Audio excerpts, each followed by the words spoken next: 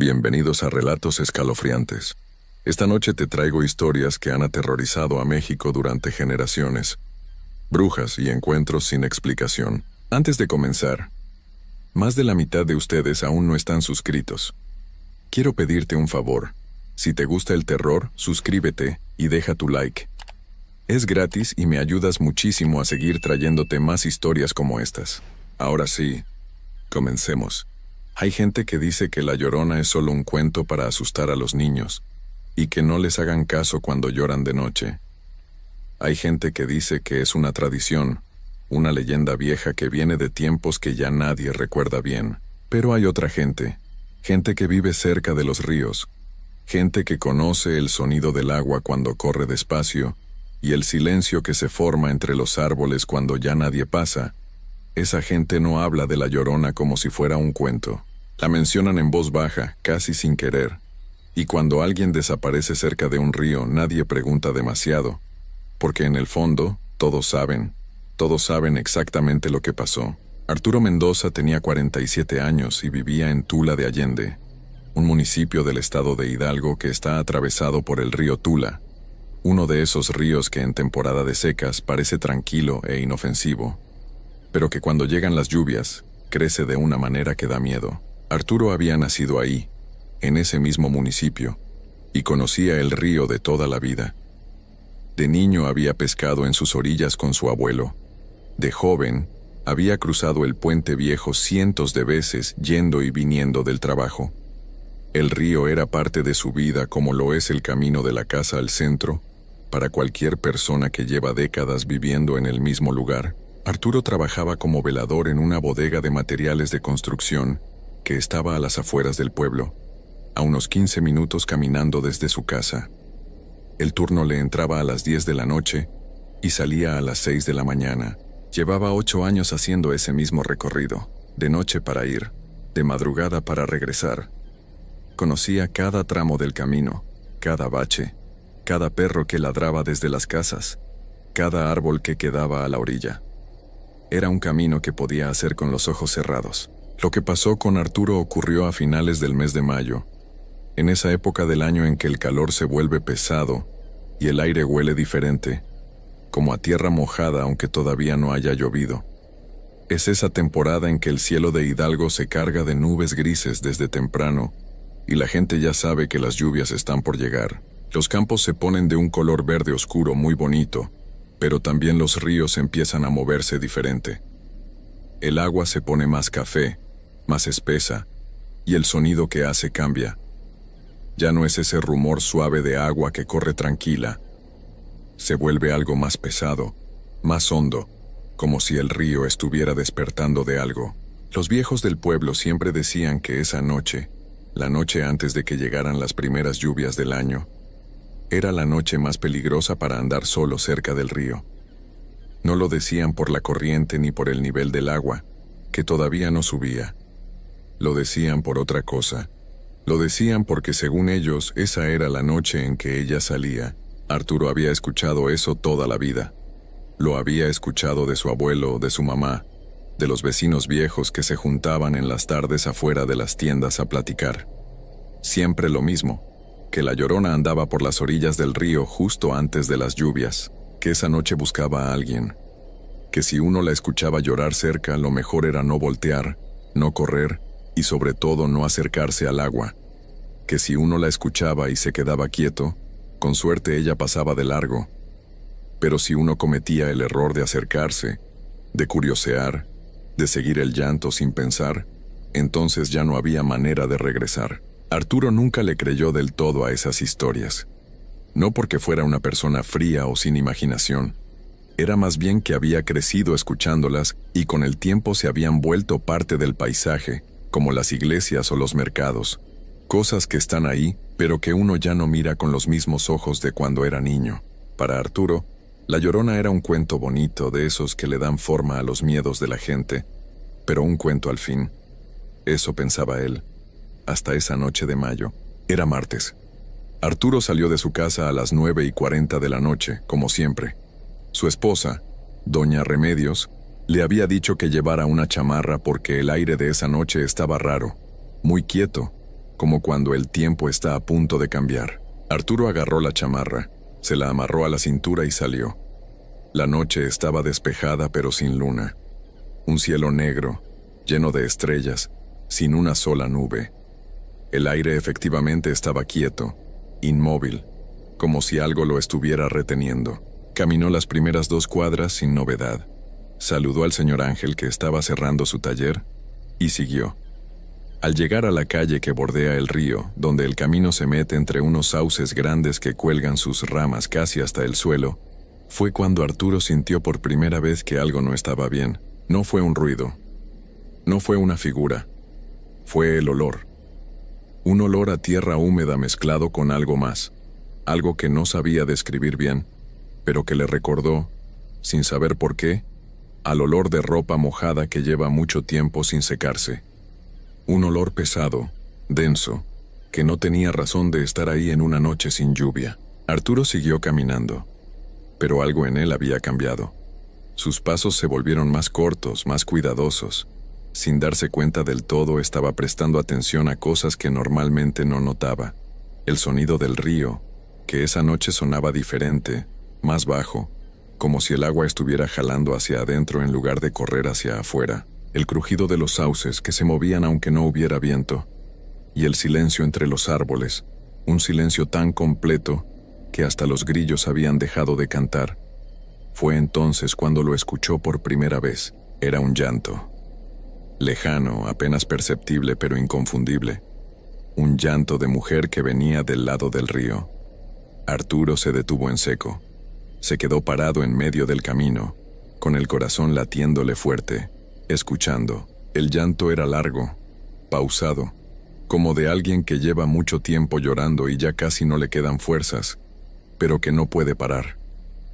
Un llanto que subía y bajaba, que a veces sonaba muy cerca y a veces se alejaba, como si la que lloraba estuviera caminando a lo largo de la orilla. Arturo pensó lo mismo que pensaría cualquier persona razonable, que era alguna mujer que estaba pasando un momento muy difícil, que quizás necesitaba ayuda. Eso pensó.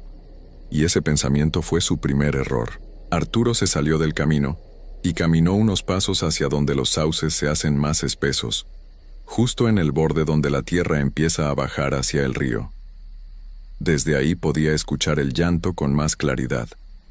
Era definitivamente una voz de mujer, una voz que no reconoció, que no pertenecía a ninguna vecina que él pudiera identificar, una voz que lloraba con una pena tan grande, tan profunda, que a Arturo le apretó el pecho sin razón aparente, como si ese llanto tuviera algo adentro que le llegaba directo a la parte más sensible de uno, aunque uno no supiera por qué. Se quedó parado ahí, mirando hacia el río sin poder ver gran cosa en la oscuridad.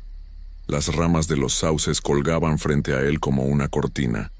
El agua sonaba abajo, ese ruido extraño que ya había notado antes, ese sonido de algo que jala en lugar de correr. El llanto continuaba. Subía, bajaba. A veces parecía estar a 20 metros. A veces parecía estar justo al otro lado de las ramas, a un brazo de distancia. Arturo pensó en gritar, en preguntar si alguien necesitaba ayuda. Abrió la boca. Y entonces algo pasó que no supo cómo explicar después. Cuando lo contó, las palabras no le salieron. No fue que se le cortara la voz por el miedo. Fue algo diferente. Fue como si su cuerpo supiera algo que su cabeza todavía no había entendido. Como si una parte de él, la parte más antigua, la que no piensa sino que siente, le estuviera diciendo que se callara, que no dijera nada, que no se moviera. Arturo obedeció a esa parte de él. Se quedó completamente quieto, y en ese silencio, con el llanto todavía flotando entre los árboles, fue cuando vio la primera señal de que lo que estaba pasando no era normal. Vio una figura al otro lado de los sauces, solo una silueta, blanca, muy blanca, que se movía despacio a lo largo de la orilla del río. No caminaba exactamente, era más bien como si se deslizara, como si los pies no tocaran bien el suelo. La figura era de mujer, eso sí se veía. Llevaba algo largo, una ropa que se arrastraba, y el cabello largo y suelto que le cubría la cara. No llevaba luz. Ninguna lámpara, ningún celular. Solo esa blancura que no tenía explicación en una noche tan oscura como esa. El llanto venía de ella. Ya no había duda. Arturo sintió que el frío le subía desde los pies hasta la nuca en cosa de segundos. Un frío que no tenía que ver con la temperatura de la noche, que de hecho era una noche bastante templada. Era un frío de adentro, de esos que no se quitan con una cobija. Se quedó tieso, sin moverse, con los ojos fijos en esa figura que seguía deslizándose a lo largo de la orilla, llorando, sin detenerse, sin voltear. Pasaron los minutos. Arturo no supo cuántos. El tiempo se había vuelto algo raro ahí parado entre los sauces. La figura siguió avanzando hasta que se perdió entre la oscuridad río abajo.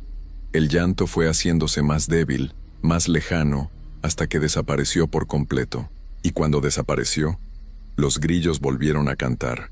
El aire volvió a moverse. Todo volvió a sonar normal, como si un interruptor se hubiera apagado y luego vuelto a encender. Arturo tardó un buen rato en moverse. Cuando por fin pudo hacerlo, salió de entre los sauces. Volvió al camino y caminó lo más rápido que pudo sin llegar a correr, porque algo en él decía que correr era una mala idea, que correr era la manera más segura de llamar la atención de algo que uno no quiere que lo note. Llegó a la bodega 20 minutos después, sudando a pesar del frío que todavía sentía por dentro, y no le dijo nada a nadie en toda la noche. Al día siguiente, de regreso en casa, le contó todo a doña Remedios. Su esposa lo escuchó sin interrumpirlo, con la cara seria, doblando y desdoblando un trapo de cocina entre las manos, como hace la gente cuando está nerviosa, pero trata de no demostrarlo. Cuando Arturo terminó, ella se quedó callada un momento y luego le preguntó a qué hora había pasado eso exactamente. Arturo dijo que serían como las 10:15, 10:20 de la noche. Doña Remedios asintió despacio y le dijo algo que Arturo no esperaba, que ella también había escuchado algo esa noche. Desde la casa, con las ventanas cerradas alrededor de esa misma hora, había escuchado un llanto muy lejano que venía del lado del río. Lo había atribuido a algún animal o al viento, pero que había sido tan raro que no había podido dormir hasta pasada la medianoche. Arturo decidió esa mañana que al día siguiente iba a tomar otro camino para ir al trabajo. Uno que no pasara por la orilla del río. Había otro camino más largo, que daba la vuelta por la Colonia Nueva, pero que se alejaba del agua. Iba a tardar 10 minutos más, pero no le importaba. Lo que había visto la noche anterior era suficiente para cambiar 8 años de costumbre sin pensarlo 2 veces. Eso decidió. Eso se prometió a sí mismo. Pero las cosas no salieron así. Esa misma tarde, Arturo recibió una llamada de su compañero de trabajo, un muchacho llamado Rodrigo que cubría el turno de día en la bodega. Rodrigo le dijo que el dueño necesitaba que alguien llegara un poco antes esa noche, como a las 9:30, porque iban a recibir una carga de cemento y necesitaban firmar unos papeles. Arturo dijo que sí, que no había problema. Colgó el teléfono, se preparó para salir, y fue hasta que ya estaba en la calle, con la noche encima y el mismo aire quieto de la noche anterior, que se dio cuenta de que en el apuro había tomado el camino de siempre. El camino del río. Se detuvo en la esquina. Pensó en regresar y dar el rodeo. Calculó el tiempo. Si regresaba y daba la vuelta por la Colonia Nueva, iba a llegar tarde, y el dueño de la bodega era un hombre de poca paciencia.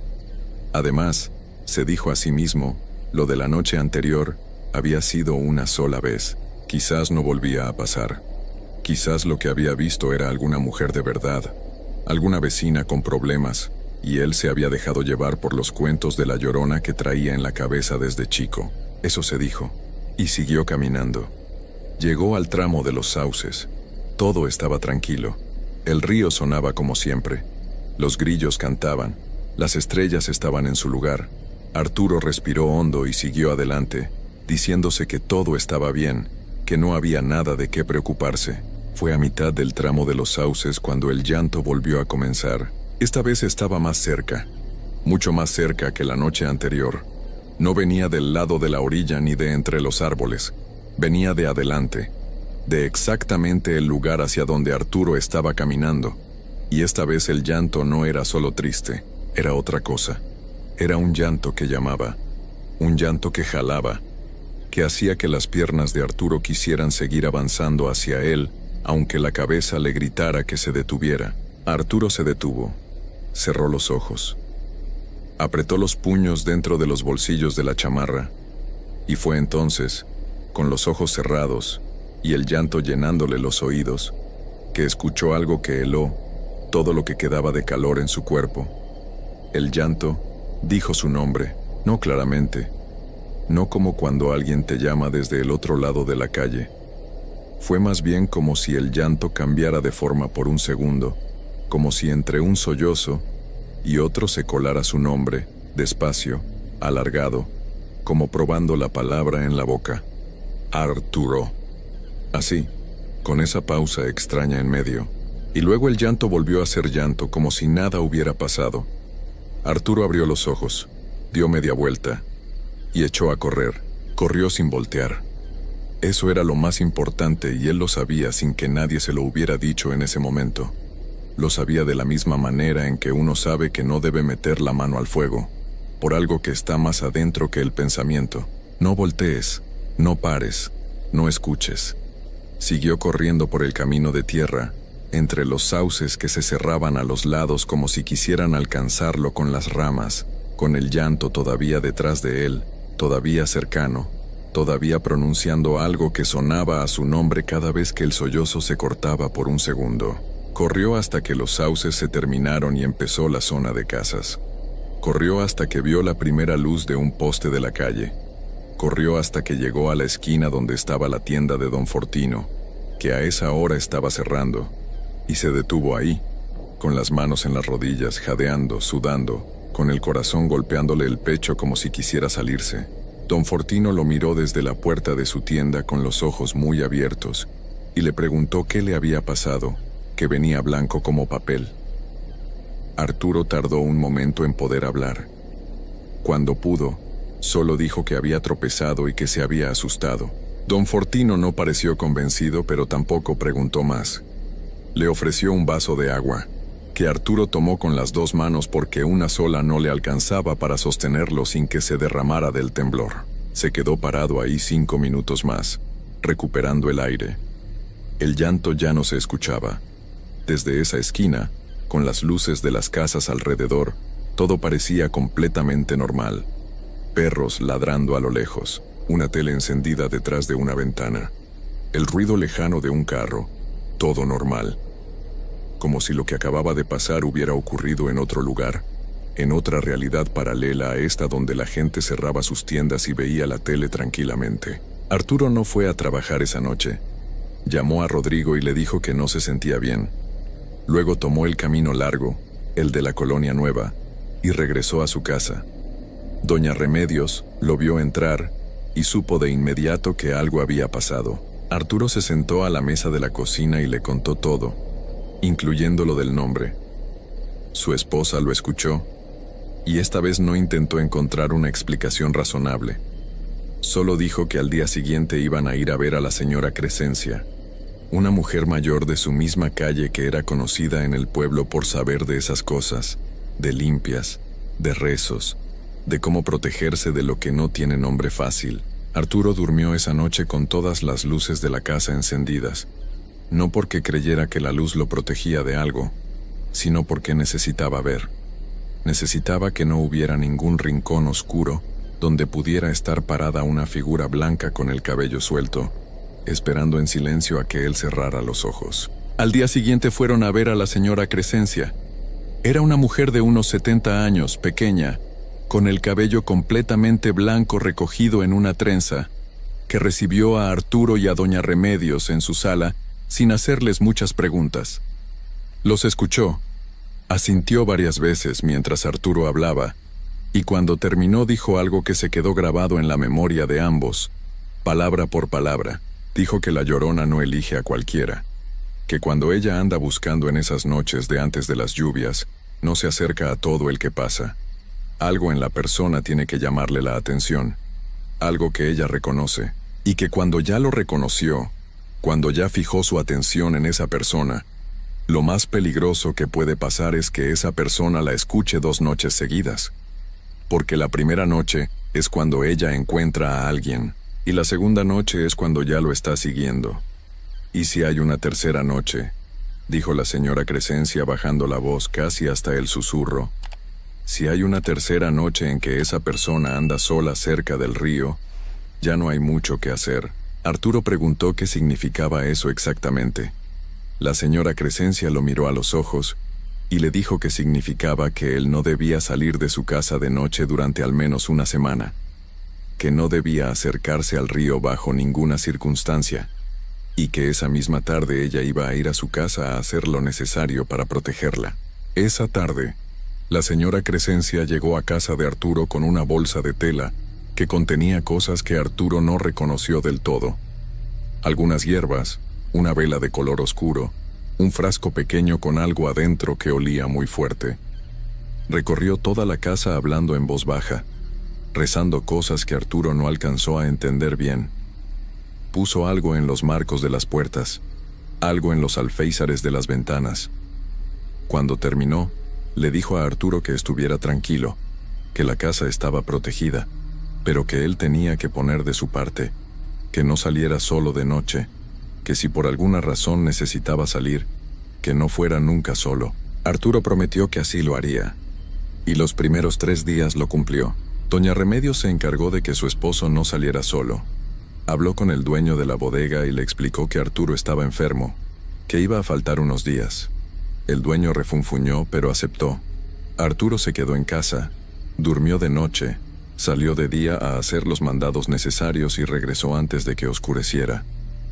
Todo iba bien, pero el 4.º día, Arturo cometió un error. Fue algo pequeño, casi ridículo de tan sencillo.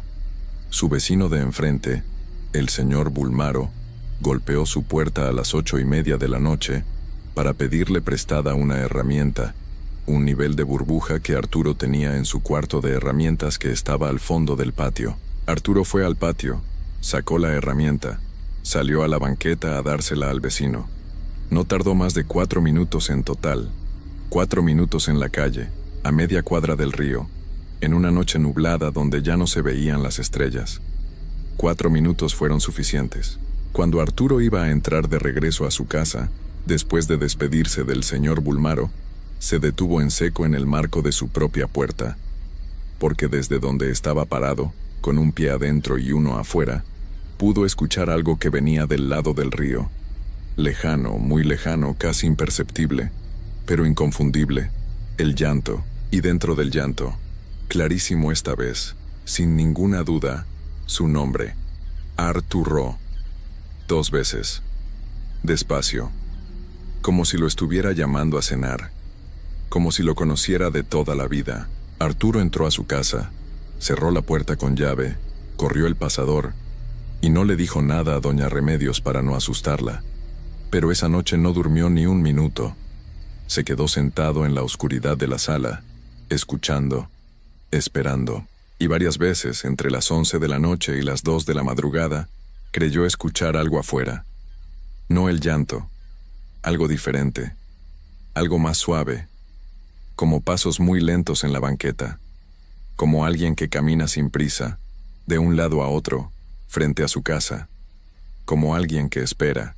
La mañana del 5.º día, Arturo amaneció con una calma rara. No era la calma de alguien que ya no tiene miedo. Era la calma de alguien que ya se cansó de tenerlo. Doña Remedios lo notó diferente desde el desayuno. Lo vio más callado que de costumbre, con la mirada fija en un punto que no era ninguna cosa concreta. Como cuando uno está pensando en algo que no quiere decir en voz alta. Le preguntó cómo había dormido. Arturo dijo que bien. Era mentira y los dos lo sabían, pero ninguno insistió. Durante ese día, Arturo estuvo en casa haciendo cosas pequeñas. Arregló una silla que tenía una pata floja. Barrió el patio. Ayudó a su esposa a acomodar unas cajas en el cuarto de guardado. Cosas de las que uno hace cuando necesita mantener las manos ocupadas para no pensar. Doña Remedios lo observaba de reojo sin decir nada. Algo en su esposo le preocupaba. No era el miedo que había visto en él los días anteriores. Era otra cosa. Era como si Arturo hubiera tomado alguna decisión que ella no conocía todavía. A las 6 de la tarde, llegó a visitarlos el señor Bulmaro, el vecino de enfrente, el mismo que había ido a pedirle la herramienta la noche del cuarto día. Venía a devolver el nivel de burbuja y a charlar un momento. Se sentaron los tres en la sala y platicaron de cosas sin importancia durante un rato. Antes de irse, el señor Bulmaro comentó, casi de pasada, que esa noche iba a llover, que en la radio habían dicho que las primeras lluvias de la temporada llegaban esa noche, o a más tardar al día siguiente, que el cielo ya traía ese color, ese gris oscuro con algo de verde que en esa región significaba lluvia segura. Arturo no dijo nada. Pero algo cambió en su cara cuando escuchó eso. Algo que doña Remedios captó aunque no supo qué significaba exactamente. Una especie de resignación, como si esa noticia confirmara algo que él ya sabía pero que había estado esperando escuchar de otra persona para acabar de creerlo. El señor Bulmaro se fue. Doña Remedios se metió a la cocina a preparar la cena. Arturo se quedó sentado en la sala, mirando por la ventana cómo el cielo se ponía cada vez más oscuro y más cargado. Afuera el aire seguía quieto, ese aire sin movimiento que precede a las tormentas grandes, y en algún lugar entre las casas y los árboles y el rumor lejano del río, Arturo creyó escuchar muy débilmente, casi como si viniera de dentro de su propia cabeza, el inicio de un llanto. Doña Remedios tardó unos 20 minutos en la cocina. Cuando salió con los platos en la mano, la sala estaba vacía. La silla donde había dejado a Arturo estaba vacía. La puerta de la calle estaba entreabierta, no de par en par, no como si alguien hubiera salido corriendo. Entreabierta, despacio, como quien sale a dar un paseo tranquilo en la tarde. Doña Remedios dejó los platos sobre la mesa. Fue a la puerta y asomó la cabeza a la calle. No había nadie. La calle estaba vacía en las dos direcciones. Gritó el nombre de su esposo una vez, 2 veces. Nadie respondió. Salió a la banqueta y miró hacia todos lados. Nada. Ni una figura a lo lejos, ni el ruido de sus pasos, ni nada que indicara hacia dónde había ido. Fue al cuarto del vecino Bulmaro. Le tocó la puerta. Le explicó lo que había pasado, y entre los dos salieron a buscar a Arturo por los alrededores de la cuadra. Nada. Siguieron buscando. Fueron hacia la tienda de don Fortino. Nadie lo había visto. Fueron hacia la bodega donde trabajaba. El muchacho que estaba de turno dijo que Arturo no había llegado ni llamado. Siguieron buscando. Fue el señor Bulmaro quien vio primero las sandalias. Estaban a la orilla del río, justo en el borde donde la tierra baja hacia el agua, entre 2 sauces grandes. Las sandalias de Arturo, las mismas que había llevado puestas cuando el vecino lo dejó sentado en la sala 1 hora antes. Estaban acomodadas con cuidado, una junto a la otra, los talones hacia el río y las puntas hacia el camino, como si alguien las hubiera quitado con calma y las hubiera puesto ahí antes de entrar al agua. El señor Bulmaro llamó a la policía desde su celular.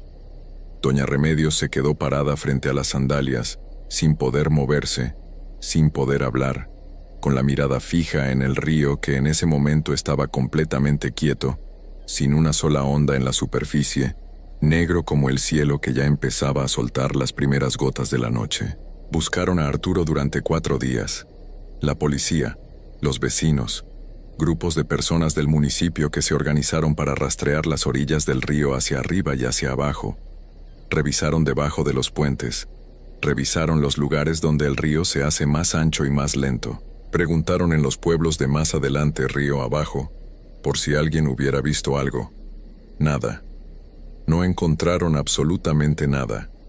Ni ropa, ni rastros, ni ninguna señal de que Arturo hubiera pasado por ningún lugar después de dejar sus sandalias en la orilla. La señora Crescencia fue a ver a doña Remedios al tercer día de la búsqueda. Se sentaron juntas en la sala donde Arturo había estado sentado la última vez que su esposa lo vio. La señora Crescencia tomó las manos de doña Remedios entre las suyas y le dijo lo que doña Remedios ya sabía pero que todavía no había podido decirse a sí misma en voz alta. Le dijo que Arturo no iba a aparecer, que el río no devuelve lo que la Llorona le entrega, que así había sido siempre y que así iba a seguir siendo. Que lo mejor que podía hacer era rezar por él y vivir su vida lo mejor que pudiera, porque llorar demasiado cerca del río en esas noches tampoco era una buena idea. Esa última parte la dijo con una seriedad que doña Remedios entendió perfectamente. Pasaron los meses. Las lluvias llegaron y se fueron como todos los años. El río creció y volvió a bajar. La vida en Tula de Allende siguió su curso, como siempre lo hace, porque la vida no se detiene por nada ni por nadie, y eso a veces es lo más cruel de todo. Doña Remedios siguió viviendo en la misma casa. No la vendió, no se fue. Se quedó ahí, con la silla de Arturo en la sala y sus herramientas en el cuarto del fondo, porque irse hubiera sido como reconocer que ya no iba a regresar, y eso era algo que ella todavía no estaba lista para reconocer del todo. El caso quedó abierto en los registros de la policía municipal, clasificado como persona desaparecida. Nadie lo cerró, porque no había nada con qué cerrarlo. No había explicación. No había evidencia de nada. Solo unas sandalias en la orilla y un hombre que un momento estaba en su sala y al siguiente no estaba en ningún lugar del mundo conocido. En el pueblo, la gente habló del caso durante semanas. Hubo quien dijo que Arturo se había ido por su propia voluntad, que quizás tenía problemas que nadie conocía. Hubo quien dijo que había sido un accidente, que el río en esa época puede ser traicionero aunque parezca tranquilo, pero la mayoría, la gente que había vivido toda su vida en ese municipio y que conocía los sonidos que hacen el agua y el viento en las noches de mayo, esa gente no dijo nada.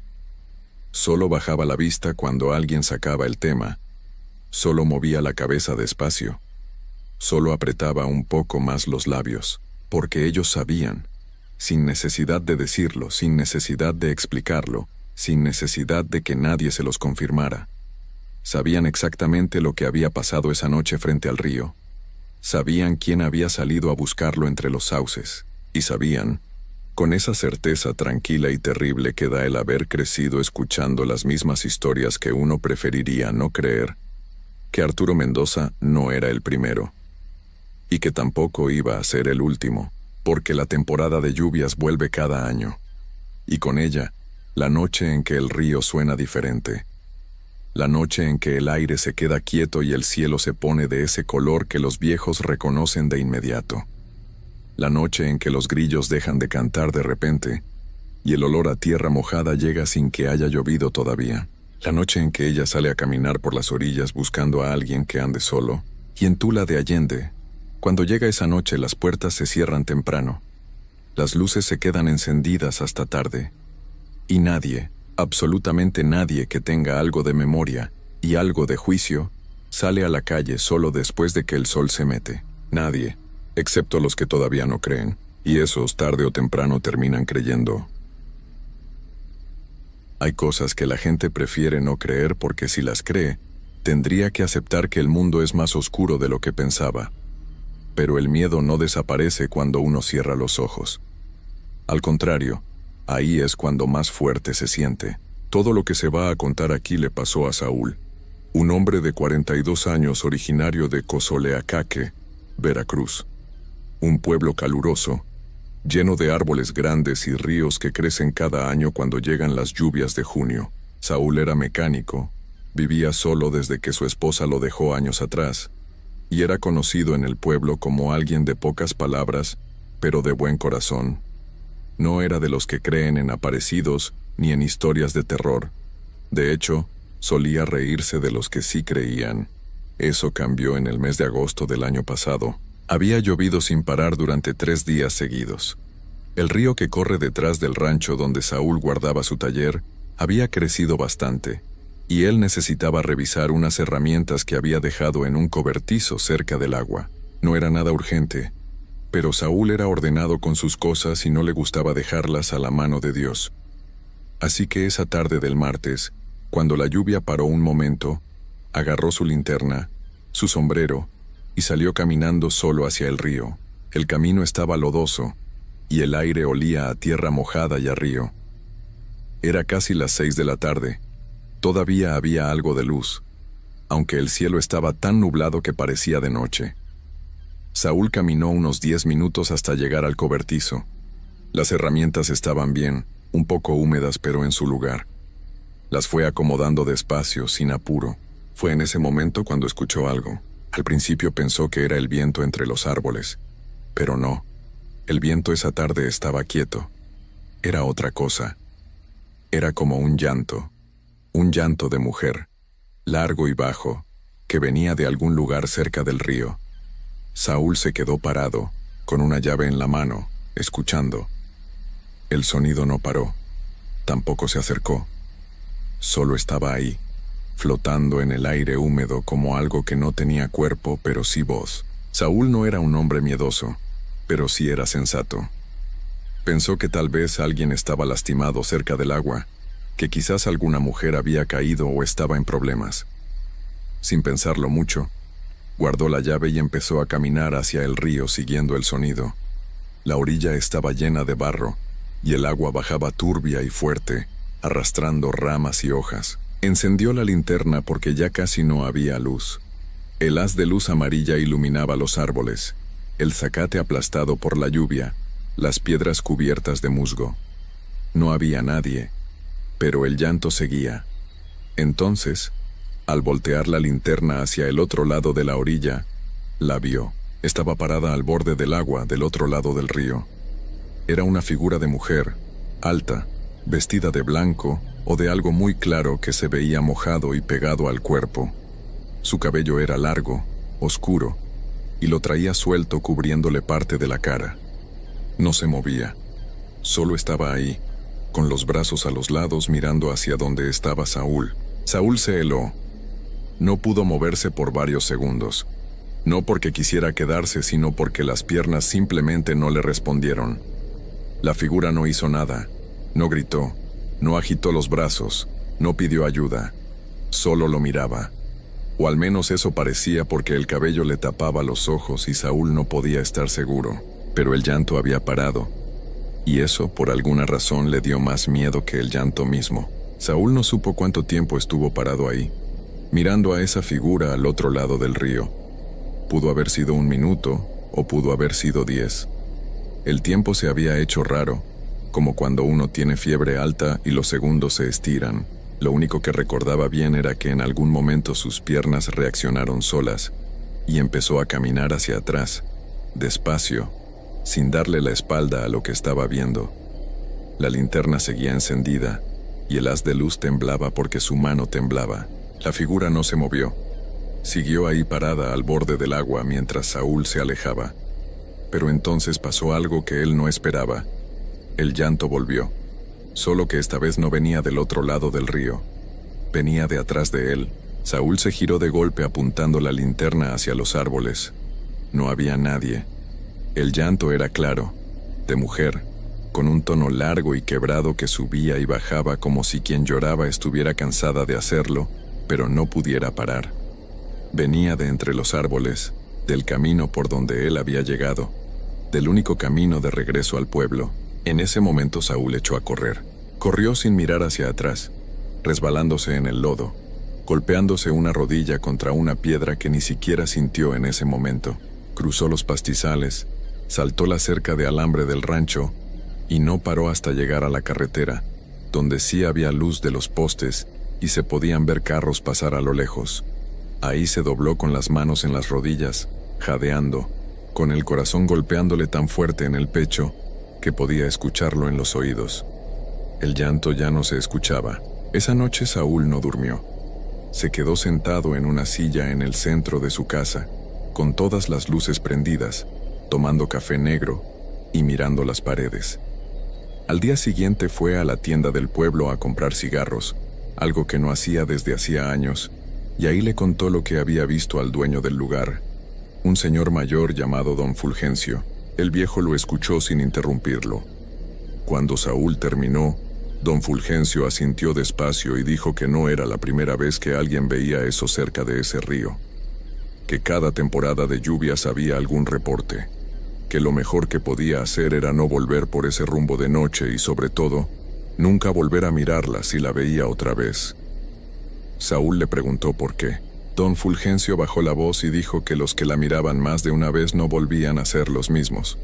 que algunos se iban solos al río días después, como jalados por algo que ellos mismos no podían explicar, que nadie sabía bien si iban porque querían o porque algo los llamaba, que de 3 hombres que él había conocido que la vieron, 2 habían desaparecido cerca del agua y uno había quedado como ida la razón, sin poder hablar con coherencia desde entonces. Saúl escuchó todo eso, pagó sus cigarros y se fue a su casa.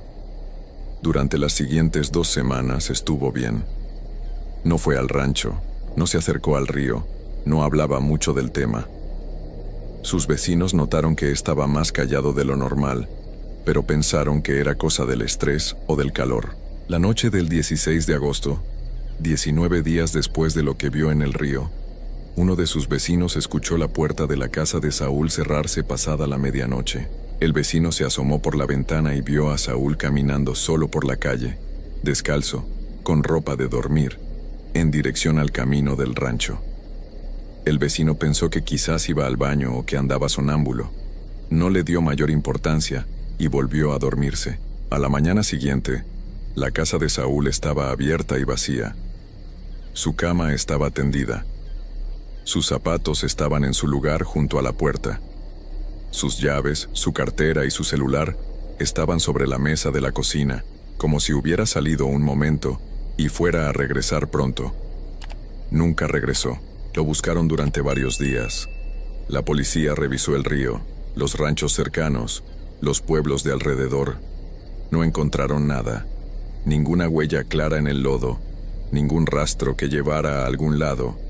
El río había crecido más esa semana por las lluvias y arrastraba todo consigo. Don Fulgencio, cuando se enteró, no dijo mucho. Solo se santiguó.